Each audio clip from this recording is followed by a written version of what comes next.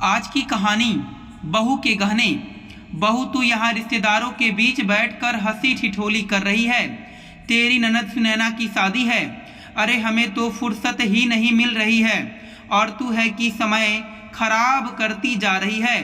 सास सबके बीच मानसी को आकर बोली, मम्मी जी मैं हंसी ठिठोली नहीं कर रही हूँ, वो तो मौसी जी ने मुझे चाय के लिए कहा था, वो देने आई थी। आपको कुछ काम था तो बोलिए। मानसी ने जवाब दिया, हाँ मैं यह कह रही थी कि तू तैयार होकर ताला वगैरह लगाकर गार्डन आ जाना है। मैं सुनैना के साथ पार्लर जा रही हूँ, वहीं से तैयार होकर गार्डन पहुँचूंगी। सास गरिमा जी ने मानसी से कहा, फिर अपने सभी रिश्तेदारों की तरफ देखकर कहा, तुम लोग भी फटाफट तैयार होकर गार्डन पहुँचो और टाइम से पहुँच जाना। पता है ना तुम्हारे जीजा जी को लेट होना पसंद नहीं है, वो भी बेवजह गुस्सा हो जाएंगे, फिर तुम्हारे साथ साथ मुझे और सुनाएंगे। और जीजी तुम कहाँ इस उम्र में बेटी के साथ पार्लर जा रही हो, बहू को जाने दो, ये भी तो तैयार होकर आएगी। आप तो यहीं तैयार हो जाना, ये जवान है, इसकी उम्र है पार्लर जाकर तैयार होने की, इसको जाने दो। मामी सास ने बीच में ही टोक दिया। सुनकर गरिमा जी मुंह बिगाड़ते हुए बोली, अरे इतनी भी उम्र नहीं हुई है मेरी बेटी की शादी है, पार्लर से तैयार होकर आऊंगी मैं। और रही बात बहू की, तो जब इसके बच्चों की शादी होगी तो उसमें तैयार हो जाएगी ये। सुनकर मामी सास दांत निपोड़ते हुए बोली, अब जीजी तुमको क्या बोलूं, तुम तो जाओ पार्लर, वैसे भी तुम्हारी बहू सुंदर है, वो तो यहाँ भी तैयार हो जाएगी तो सुंदर ही लगेगी। चल रे बहू तू तो तैयार हो जाना। अपनी भाभी की बात सुनकर गरिमा जी तुनकते हुए अपनी बेटी सुनैना को लेकर पार्लर रवाना हो गई। इधर घर की अन्य रिश्तेदार महिलाएं तैयार होकर सीधे गार्डन रवाना हो गईं। इन्हीं सब में 2 घंटे लग गए।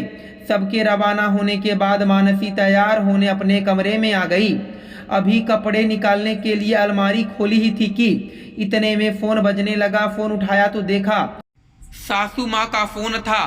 अरे बहू कितनी देर लगी है तुझे वहाँ, यहाँ सब लोग पहुँच चुके हैं, बस मम्मी जी मैं भी तैयार होकर पहुँच रही हूँ। अरे अभी तक रवाना नहीं हुई तुम, कितनी धीरे धीरे काम करती हो, और थोड़ा ढंग से तैयार होकर आना, हमारी भी इज्जत है समाज में। कहकर गरिमा जी ने फ़ोन काट दिया। मानसी ने अपने कपड़े निकाले और उन्हें पहनकर तैयार हुई। गहनों के नाम पर बाजार से लाई हुई आर्टिफिशियल ज्वेलरी पहन ली। आखिर गहनों के नाम पर यही तो था उसके पास, क्योंकि शादी में जो ससुराल वालों ने गहने चढ़ाए थे, कहने को तो उसे गहनों में लाद दिया था, लेकिन वो तो सिर्फ दुनिया दिखावटी थे।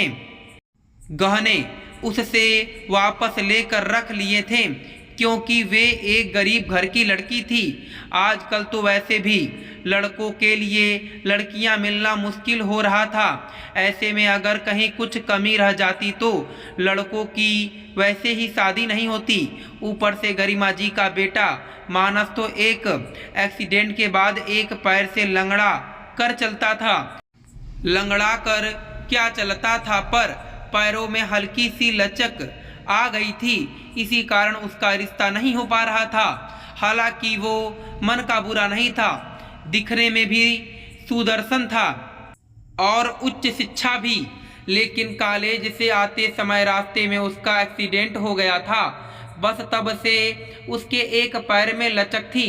आखिर अपने बेटे का रिश्ता न होते देखकर मन मार कर ही सही गरिमा जी ने मानसी के साथ उसका विवाह करवाया था। मानसी गरीब घर की थी, लेकिन पढ़ी लिखी थी और दिखने में भी सुंदर थी। मानसी और उसके माता पिता को मानस बहुत पसंद आया था, इसलिए वो शादी के लिए तैयार हो गए। उसके माता पिता की शादी में खर्च करने की क्षमता नहीं थी, इस कारण उन्होंने सामूहिक सम्मेलन में उसका विवाह करवाया था। पर गरिमा जी इसके खिलाफ थी और उन्होंने मानसी के माता पिता को ये प्रस्ताव भी दिया था कि शादी का खर्चा वो लोग कर लेंगे, उन्हें कुछ करने की ज़रूरत नहीं है। पर वो लोग स्वाभिमानी थे, इसलिए उन लोगों ने मना कर दिया। तो गरिमा जी को ये बात चुभ गई। जब उन्होंने कुछ कहना चाहा तो उनके पति ने उन्हें डांट दिया, पर क्योंकि बेटे की शादी तो करनी ही थी, इसलिए वो उस समय अपने पति के सामने कुछ नहीं कह सकी। सामूहिक सम्मेलन में शादी हो जाने के बाद उन्होंने बड़ी पार्टी दी। तब उसे सोने के गहनों से लाद दिया था। जो भी मानसी को देखता तारीफ किए बिना नहीं रहता। हर कोई उसकी किस्मत पर रस्क खाने लगा था। लेकिन पार्टी हो जाने के बाद और रिश्तेदारों के जाने के बाद गरिमा जी ने सारे गहने लेकर अपने पास रख लिए और उसे सुनाते हुए बोली थीं, तेरे पिता की भी औकात है सोने के गहने पहनने के। जो यहाँ सोने के गहने पहनने के सपने देख रही है, ये गहने मैं रखूंगी, इस पर तेरा कोई हक नहीं है। घर में ये बात सिर्फ मानस को ही पता थी, क्योंकि उसने मानसी से 1-2 बार गहने पहनने के लिए कहा था। तब मानसी को उसे बताना पड़ गया था, पर उसने पापा से कहने के लिए मना कर दिया था। खैर, मानसी नकली गहने पहनकर तैयार हो गई। इतने में मानस भी घर आ गया। मानसी को तैयार देखकर उसका दिल खुश हो गया, लेकिन जब उसकी नज़र उसके गहनों पर पड़ी तो चेहरे पर अजीब सी उदासी छा गई। तब मानसी ने कहा, क्या हुआ, आप ऐसे उदास क्यों हो गए? ये सुनकर मानस ने कहा, तुम जल्दी से घर पर ताला लगा दो, तब तक मैं सिक्योरिटी गार्ड को समझा देता हूँ। हम लोगों को रवाना होना है। थोड़ी देर में वो लोग वहाँ से रवाना हो गए। थोड़ी देर बाद मानस ने ज्वेलरी की शॉप पे आकर गाड़ी रोक दी। ये देखकर मानसी ने कहा, क्या हुआ, यहाँ गाड़ी क्यों रोक दी? अरे कोई ज़रूरी सामान छूट गया था, वो लेने आया हूँ, कहकर मानस अंदर चला गया। इस बीच सासू माँ के 2 बार फ़ोन आ गए, जो गार्डन में उन लोगों का बेसब्री से इंतजार कर रही थी। वो फ़ोन पर ही मानसी को लेट होने के लिए अच्छी खासी डांट लगा चुकी थी। जब थोड़ी देर बाद वो बाहर आया तो उसने अपने हाथ में जो सामान था उसे मानसी को देकर बोला, लो एक बार चेक करके देखो सही है क्या। मानसी ने पैकेट खोल कर देखा तो उसमें वही गहने थे जो सुनैना की शादी की शॉपिंग के समय यहाँ पसंद करके गई थी, पर सासू माँ ने उसकी पसंद को लेने से इनकार कर दिया था और कहा था कि वो अपनी बेटी के गहनों का बंदोबस्त खुद कर लेगी। क्या मम्मी जी ये गहने सुनैना को देने को तैयार हैं? ये गहने सुनैना के लिए नहीं हैं, तुम्हारे लिए हैं, जो मैंने तुम्हारे लिए खरीदे हैं, मानस ने कहा। ये सुनकर मानसी हैरान रह गई। फिर बोली, मम्मी जी नाराज हो जाएंगी, तुम उसकी फिक्र मत करो, चुपचाप नकली गहने उतारो और ये गहने पहन लो। आखिर मानस के कहने पर मानसी ने वो गहने पहन लिए। जब वो गहने पहनकर शादी में पहुंची तो गरिमा जी उसे डांटने के लिए उसके पास आई, पर तभी उसकी नज़र उसके गहनों पर पड़ी। तब उन्होंने साइड में ले जाकर उससे पूछा, बहू ये गहने तेरे पास कहाँ से आए? मम्मी जी इन्होंने दिलाए हैं, मानसी ने जवाब दिया। तो गरिमा जी गुस्सा हो गईं। शर्म नहीं आ रहा है तुम लोगों को? यहाँ बहन की शादी है, घर में इतने खर्चे हो रहे हैं, ऊपर से सोने के गहने पर और खर्चा करके आ गए। बड़ा अच्छा फंसा कर रखा है तूने मेरे बेटे को। मम्मी जी ये गहने मैंने अपनी कमाई से खरीदे हैं, अपनी पत्नी के लिए खरीदे हैं, आप उसे क्यों सुना रही हो?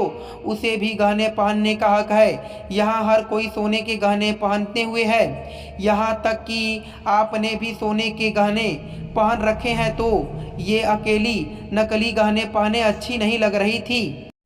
अचानक मानस बीच में आता हुआ बोला, अच्छा बेटा अब तेरी कमाई हमसे अलग हो गई, अभी मेरी बेटी की शादी है, मैं उसमें कोई हंगामा नहीं चाहती, तुम्हें तो मैं घर पर देखूंगी। गरिमा जी उसे डांटते हुए बोली, घर पर क्या देखोगी? मैं अभी जवाब देता हूँ ना तुम्हें।